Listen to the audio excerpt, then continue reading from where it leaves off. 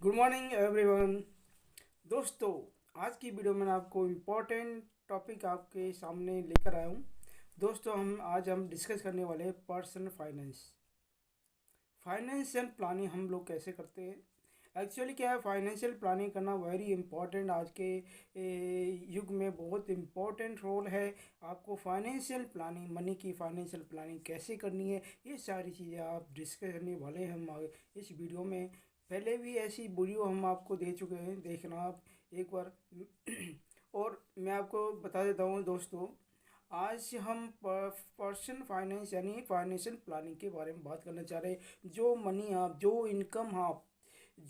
जो इनकम आप लेते हो, उस इनकम को सही तरीके से व्यवस्थित किस प्रकार से सिस्टमैटिक आगे आने वाली बुढ़ापे में आपके लिए वो काम आ सके, ऐसी चीज़ इम्पोर्टेंट आपके लिए मैं एक।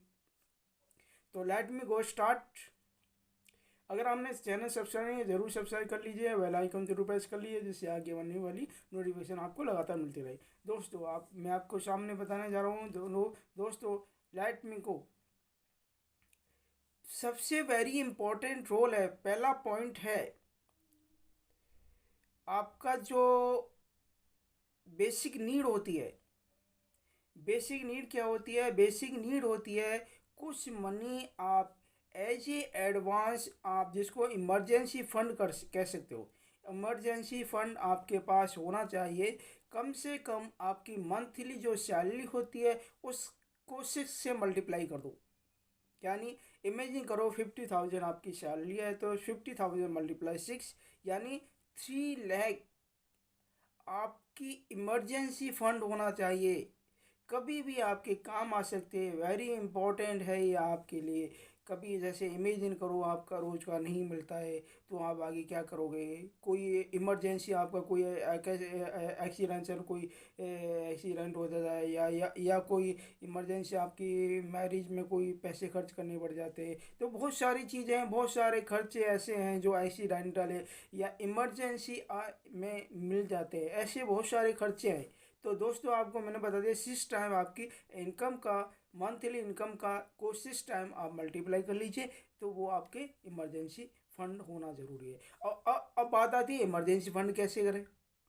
इमरजेंसी फंड ऐसे कर सकते हो आप, लिक्विड फंड में इन्वेस्ट करके कर सकते हो, म्यूचुअल फंड में इन्वेस्ट कर सकते हो, आरडी खुला सकते हो, बैंक के पोस्ट ऑफिस में आप आरडी खुला सकते हो। आपकी ईयरली आरडी खुला लो, उस जो मनी आएगा उसको आप ईएलएसएम में डाल दो। फिर वो 3 मंथ का ईएलएसए का लॉक इन पीरियड होता है। म्यूचुअल फंड में 1 साल का होता है। तो म्यूचुअल फंड अगर आप खुलाओगे तो आपको वो आगे उसको म्यूचुअल फंड में इन्वेस्ट कर दो। जब अगर इमेजिन करो वो काम आती है, तो उसको ऐसे सर्कुलेट करके कर सकते हो उन चीज़ों को। बहुत अपनी फाइनेंशियल प्लानिंग बहुत ज़रूरी है। तो मैं दोस्तों, पहला पॉइंट आपका फिनिश होता है। सेकंड पॉइंट मैं लेना चाहूँगा आपका इंश्योरेंस। मोस्ट इम्पोर्टेंट इंश्योरेंस है, दो इंश्योरेंस आपके मोस्ट इम्पोर्टेंट है। पहला है टर्म इंश्योरेंस, दूसरा है हेल्थ इंश्योरेंस। टर्म इंश्योरेंस और हेल्थ इंश्योरेंस बहुत ज़रूरी है। आपको बताता हूँ, टर्म इंश्योरेंस जो प्लान है आपका, अप्रोक्सीमेट आपका कह सकते हो आप। अगर आप मतलब एज ए वो मान के चलते हो, तो 2.5 लाख आपका, 2.5 लाख का खर्चा होता है ये टर्म इंश्योरेंस का। लेकिन बहुत बेनिफिशियल है आपकी। बाई द वे आपको कोई आप नहीं रह पाते हो, तो आगे आपके फिर फैमिली को आप सिक्योर कर सकते हो। फैमिली को एक एज ए बहुत अच्छी है कि मतलब मनी आपको मिल सकती है उनको। तो हेल्थ इंश्योरेंस, ये अपना टर्म इंश्योरेंस बहुत ज़रूरी है। कम से कम 50 लाख का बहुत ज़रूरी है, वेरी इंपॉर्टेंट है। आपको ये इसको 10 साल में आप 25-25 हज़ार के हिसाब से इन्वेस्ट कर सकते हो, या मंथली आप ऐसे कर सकते हो। तो टर्म इंश्योरेंस आपका सबसे इम्पोर्टेंट, आपको मैं बता दूँ टर्म इंश्योरेंस कौन सा होता है बेस्ट, जो अभी सस्ता और अच्छे के हिसाब से आप देखना चाहो तो उसका अपना, ये अपना क्या बोलते हैं इसको, ये मैक्स का भी अच्छा है। और हाई लेवल पे जाते हो तो एस बी आई लाइफ है हुआ, पंजाब का हुआ था, मेट लाइफ हुआ, फिर ये अपना और जाते हो तो अब ICICI लोम्बार्ड हुआ, बहुत सारे टर्म इंश्योरेंस प्लान है। आप देखोगे तो बहुत सारी मैंने सारी मेन इंपॉर्टेंट बता दिया मैंने, वो 2.5 लाख का खर्चा, अप्रॉक्सीमेट 2.5 लाख का खर्चा है। ये आप ये अपने जीवन के लिए आगे आने फ्यूचर को सिक्योर करने के लिए बहुत ज़रूरी है। और इसमें दूसरा पॉइंट आता है हेल्थ इंश्योरेंस। हेल्थ इंश्योरेंस आपका हेल्थ इंश्योरेंस होता है जो क्या 5 5 साल के पीरियड में होता है। ईयरली बेसिस पे आपको प्रीमियम देना पड़ता है, या हम उसको मंथली भी कर सकते हो। तो अप्रोक्सीमेट ये भी मान के चलो 2.5 से 3 के बीच में, ये 2.5 से 3 नहीं लगा सकते इसको। आपको मंथली आपका 25 से 30 हज़ार रुपये का खर्चा है आपका। तो आपका जो हेल्थ इंश्योरेंस ये आपका हेल्थ इंश्योरेंस कोई सा भी ले सकता है, जैसे लोम्बार्ड, SBI लाइफ इंश्योरेंस, और आदित्य बिरला का भी ले सकते हो। बहुत सारे ऐसे आपके प्लान में हेल्थ इंश्योरेंस के लिए मैस का भी है, बहुत सारे प्लान है। मैं आपको बता, ये आपका वेरी इंपॉर्टेंट होगा हेल्थ इंश्योरेंस। तो इसमें सारे फैमिली मेम्बर, सारे बच्चे, चिल्ड्रंस वगैरह सारे इन्वॉल्व होने चाहिए। आप पूरी फैमिली का आप करवाओ। कम से कम मान के चलो आप 10 लाख का, तो मिनिमम 10 लाख का हेल्थ इंश्योरेंस कवर होना ज़रूरी है। Very very most important, Covid के टाइम वेरी मोस्ट इम्पोर्टेंट है। आपको बताता हूँ, और मैं आपको बताता हूँ, अगर एज ए आपके पास थोड़ा सा मनी है तो आप इसको चिरंजीवी योजना में भी इन्वेस्ट कर सकते हो। उसके साथ साथ पैरेलल दूसरा भी प्राइवेट कंपनी का भी होना ज़रूरी है। और थर्ड पॉइंट चलते हैं हम, इन्वेस्टमेंट। अब अपना अपना इन्वेस्टमेंट क्या है, मैं आपको बताता हूँ। कोई आपका फ्यूचर में आपका घर लेना है, फ्यूचर में आपके बच्चों की हायर एजुकेशन लोन लेना है, तो घर के लिए होम लोन है। अभी एट प्रेजेंट अभी इन्फ्लेशन बढ़ी हुई है, होम लोन की रेट ऑफ इंटरेस्ट बहुत हाई है। 9 की अप्रोक्सीमेट पहुंच गई है, 9% की अप्रोक्सीमेट पहुंच गई है। अभी थोड़े दिन पहले 6.5 के अप्रोक्सीमेट थी, कुछ सालों पहले।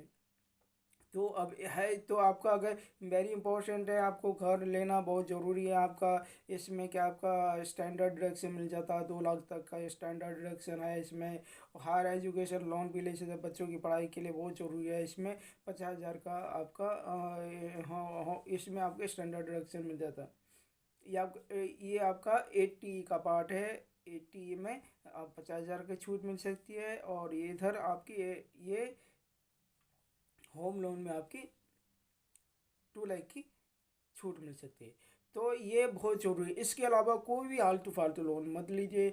आपकी ऑटो लोन, बहुत सारे लोन है, वो आप नहीं लीजिए, कैश में लीजिए। बहुत क्रुशियल है। आज की जनरेशन बहुत वेरी डिफ़िकल्ट है, बहुत सारी चीज़ें ये करना है। अब फोर्थ पॉइंट है आपका रिटायरमेंट प्लानिंग। वेरी इंपॉर्टेंट है आपका रिटायरमेंट प्लानिंग। रिटायरमेंट प्लानिंग आप किस तरह करते हो, मैं आपको बताता हूँ। रिटायरमेंट प्लानिंग कम से कम आपकी मंथली इनकम का 5 से 8% बहुत ज़रूरी है आपका रिटायरमेंट प्लानिंग के लिए। अब रिटायरमेंट प्लानिंग को आप इस तरह कर सकते हो, आप ELSS में इन्वेस्ट कर सकते हो। 3 ईयर्स का लॉक इन पीरियड है। एक्सी म्यूचुअल फंड का, एक्सी म्यूचुअल फंड, या एक्सी लॉन्ग टाइम जो फंड है ये अपना ELSS वाला, उसमें इन्वेस्ट कर सकते हो। मेरा में टैक्स सेविंग फंड में इन्वेस्ट कर सकते हो। सबसे मोस्ट इम्पोर्टेंट एक्सिस वाला बहुत वेरी इंपॉर्टेंट है। बहुत अच्छा रिटर्न है इसका, कम से कम 15% रिटर्न मिल जाता है आपको। ये बहुत बहुत अच्छा है।